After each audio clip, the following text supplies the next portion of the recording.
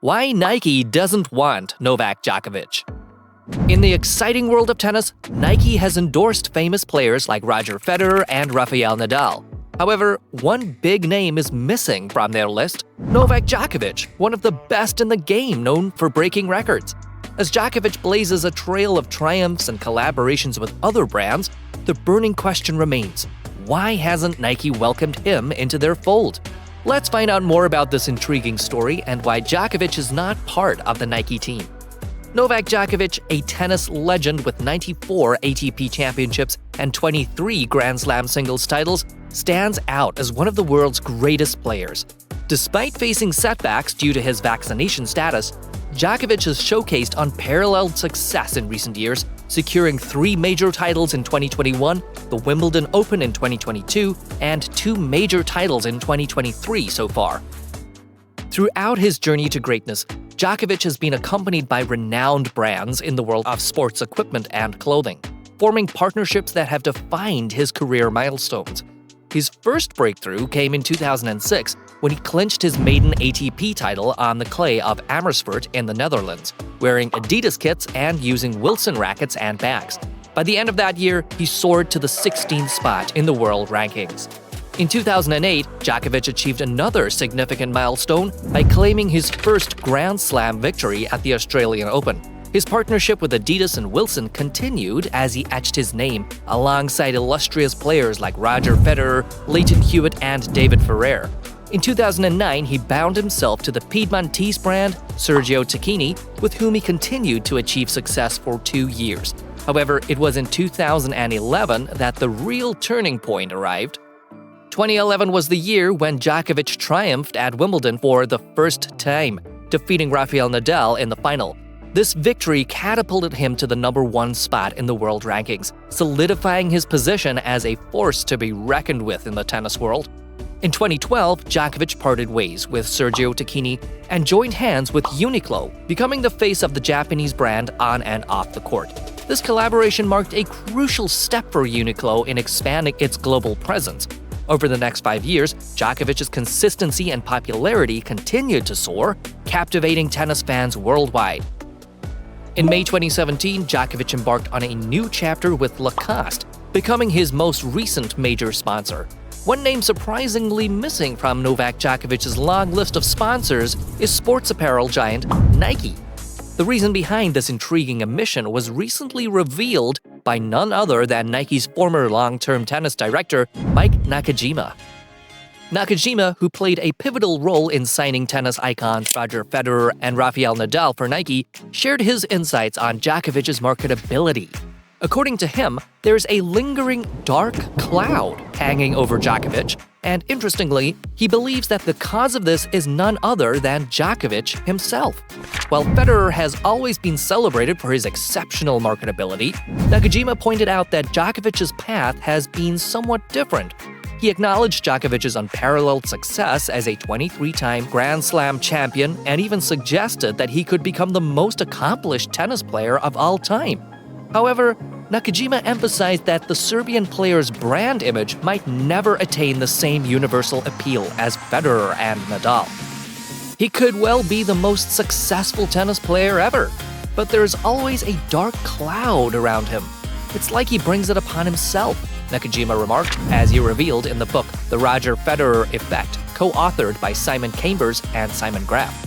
The former Nike tennis head highlighted the specific instances that contributed to Djokovic's controversial image, notably the 2020 US Open incident, where Djokovic's frustration led to accidentally injuring a lineswoman, and his involvement in the coronavirus vaccination-related row were cited as examples.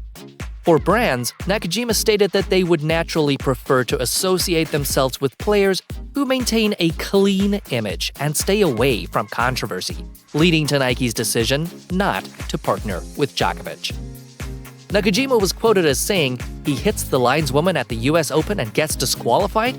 It happens, I guess, but why does it always happen to Novak? Or the whole controversy about the COVID-19 vaccination?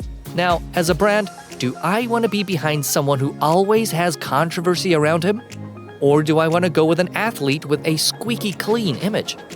In the list of the world's most marketable athletes of 2022, published by Sports Pro, Djokovic found himself in 46th place.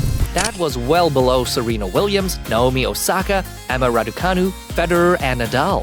Nakajima praised Nadal for his unique approach to endorsements, stating that the Spanish great has never been driven by the desire to be the highest-paid endorser. Instead, being Rafa has been enough to captivate audiences and secure lucrative partnerships. The former Nike director commended Nadal's authenticity and undeniable success, suggesting that he doesn't need extravagant deals to cement his position as one of the sport's most revered figures. On the other hand, Federer's path to endorsement triumph has been meticulously orchestrated. He has actively pursued marketing opportunities and appealed to a diverse range of brands, audiences, and consumer groups. Nakajima applauded Federer's management team for their exceptional work in presenting the Swiss legend as an iconic and believable figure. Nakajima stated, "Roger wanted to be marketed, so he appealed to different brands, audiences, and consumer groups, and his management company's done an amazing job. He's able to appeal to any audience, and people believe that he's saying the truth, whatever Roger pitches. He's that believable." This is reflected in Federer's impressive financial standing, even during periods of limited play. In 2022, despite participating in fewer tennis events, Federer ranked significantly above Nadal and Djokovic on the list of the world's highest-paid athletes. His off-court earnings during that time amassed a staggering $90 million. Nakajima's statement about the controversial nature of Djokovic may not necessarily be the true reason why Nike didn't sign him. It appears that his response contradicts Nike's past practices, as the company has indeed partnered with some of the most controversial players in tennis history before. One notable case is that of Marcelo Rios, who was famously labeled the most hated man in tennis by Sports Illustrated. Despite his polarizing image and perceived lack of respect for fellow players, Nike saw potential in Rios and made a bold move to sign him from Adidas at Wimbledon in 1997. Nakajima, who later referred to Rios as one of my all-time favorite athletes, explained their decision by stating, "When we consider an athlete, we're not looking at guys who are vanilla, plain. We're always looking for players who can win Grand Slams. Rios was. He fit our mold." Despite Rios' controversial reputation, Nike stood firmly behind him, supporting and sponsoring the Chilean wizard. Their faith was rewarded when Rios claimed victory at the Miami Open, elevating him to the world's #1 ranking and securing substantial bonuses from Nike and Yonex. While Nakajima had pointed to Djokovic's controversies as a potential deterrent, their past alliance with Rios demonstrates a willingness to back athletes with unique personalities and even polarizing public images. Another example is Nike's association with the legendary John McEnroe, often dubbed the Super Brat for his notorious on-court behavior in the mid-1980s. Despite McEnroe's troublemaker reputation and his disrespectful antics on the court, Nike remained steadfast in their support, fully sponsoring him during that time. McEnroe sported Nike shoes, shorts, and polos, and interestingly, he continues to be contracted with Nike to this day. The Super Brat persona led to significant backlash, even causing actor Charlton Heston, a devoted tennis enthusiast, to publicly announce his departure from the sport due to McEnroe's perceived disrespect towards the game. Despite such reactions, there is no documentation suggesting that Nike or Nakajima, during his tenure with the company, had reservations about standing behind a player like McEnroe, who always courted controversy. But now, Nakajima, no longer employed with the athletic attire and shoe company, is seemingly bending his beliefs to benefit Federer's image while concurrently joining the anti-Djokovic establishment alliance. One major possible reason behind Nike's decision not to sign Novak Djokovic is most likely rooted in their marketing strategy rather than any concerns about the Serbian's controversial nature. Nike's endorsement decisions are meticulously evaluated, considering various factors such as market presence, regional opportunities, and the global appeal of potential athletes. The company's evaluation took regional factors into consideration, especially in Serbia, where Nike's market presence was not well established. In contrast, Spain presented a massive opportunity for Nike due to Rafael Nadal's immense following in the country. Switzerland, while not a significant market for Nike, became an exception as Roger Federer's profound influence paved the way for his endorsement deal.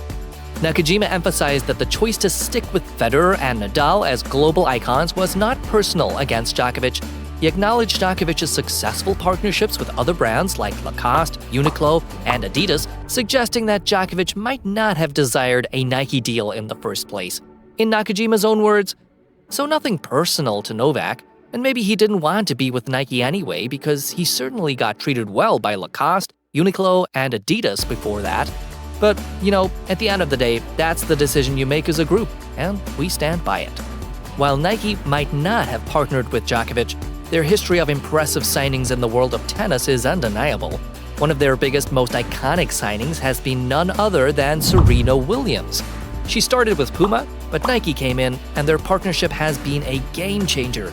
Serena's outfits have been super inspiring, from denim to catsuits and even superhero-themed attire. And beyond the court, their collaboration is all about empowering women. Next, we've got Pete Sampras, who started his career with Sergio Tacchini, winning his first 4 majors with them.